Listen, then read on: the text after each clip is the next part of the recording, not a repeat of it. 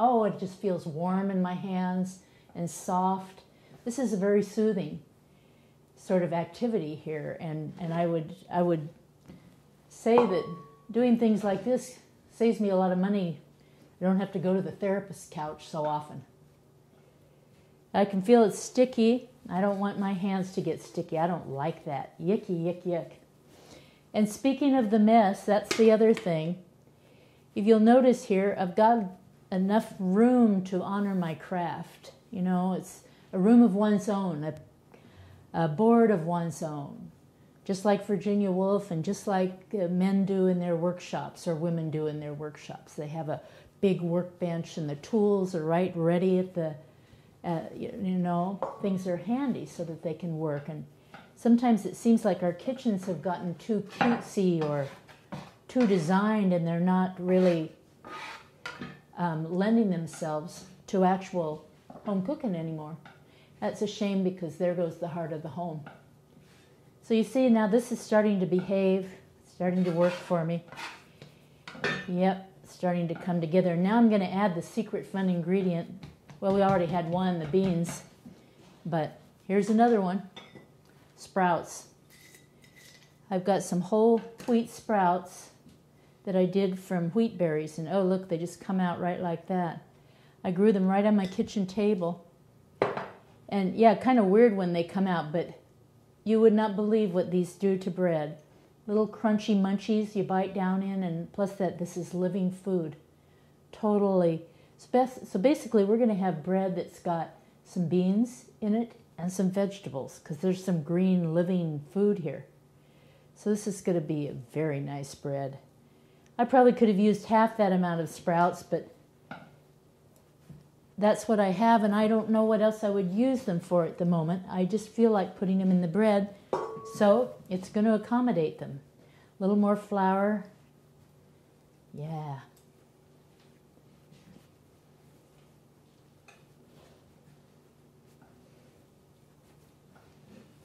And you can see how I use my whole body when I lean into making bread. It's just, it doesn't have to be work on your arms or anything. It's very gentle, kind of soothing.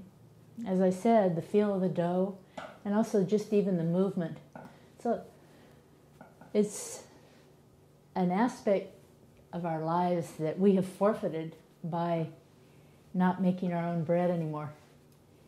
And one that adds so much enrichment without costing us a penny. In fact, it's saving us money, right? Since we'll get this beautiful bread and we don't have to go out and buy. If you notice, bread is not cheap. That's because it is a processed product. We're paying someone else to make our own bread for us. Now I'm going to let my pastry scraper get into the act. Having the right tools, it doesn't take much. You notice I don't have a Cuisinart in my kitchen, but I do have a little $8 pastry scraper that really helps keep the board clean. I can transfer vegetables from the chopping block. It works when I'm doing bread and so on. So, I think it's about ready for a rise.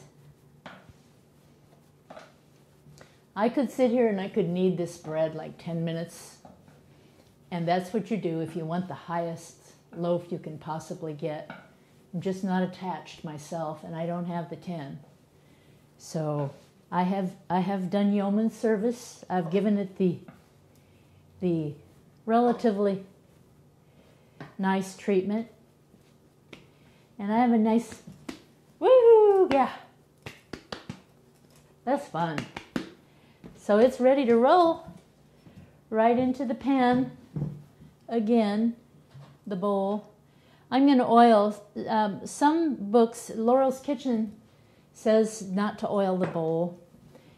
And I do that sometimes, and I just love Laurel's Kitchen. I love those people. They taught me how to cook, really, in their books. But I don't mind them all the time. So here's the bread in the bowl, and it's going to have a rise now. We're just going to put the cloth over it, and so I'll see you back here in once it's nice and puffy. Actually, it'll puff up once, and then I'll press it down, let it puff up again, and then I'll meet you back here when we put it in the pans. All right, 2 hours have gone behind, and the bread is risen, and I've deflated it gently, not punching it, but gently, appreciating that the yeast is living and it's growing, and this is something I want to treat with a polite touch. So it's all nice. Now I could let it go again, but you know what? It's dinner time. And this used to happen when we were in college. We made a lot of homemade pizza, and I learned how that you really could just pretty much put it right in the oven once you'd made your dough up and not have to wait. And that worked for us because we wanted our pizza and we were in a hurry. So I always like to use cast iron whenever I can because I love the way iron holds the heat and does beautiful things to food. So I'll get a little oil going, and once again, you know where my oil came from if you've been watching my vids at all. Otherwise, I'll say it again, BB from the bulk bins. And this is an old wine bottle. I loved it because it was blue, and took the label off, and when it's empty, I take it in and get it refilled right there from the common jug. So just get a little oil going on the pans. And yes, I'm using my griddle as well as a skillet. The griddle won't have any sides, right? So I'm going to put the larger piece of the dough into the skillet and save a little bit for my my griddle. So you see I'm kind of pinching it off. This is how I watched the Hopi women do when I lived out there. When they made pans of rolls, they just kind of get in there and kind of pinch off a nice golf ball size, something like that, and then they kind of round it up, make it lovely, and put it down there on the pans to rise. So I'm doing a larger version of that, and I'll just kind of knead that little piece I took off back in.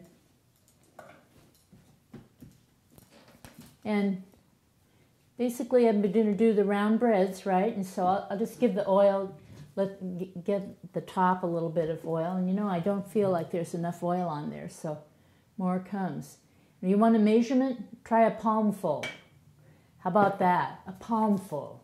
Isn't that a lovely way to approach working with food rather than this scientific precision that we've come to think is real cooking? And in fact, the rest of the world doesn't use measurements.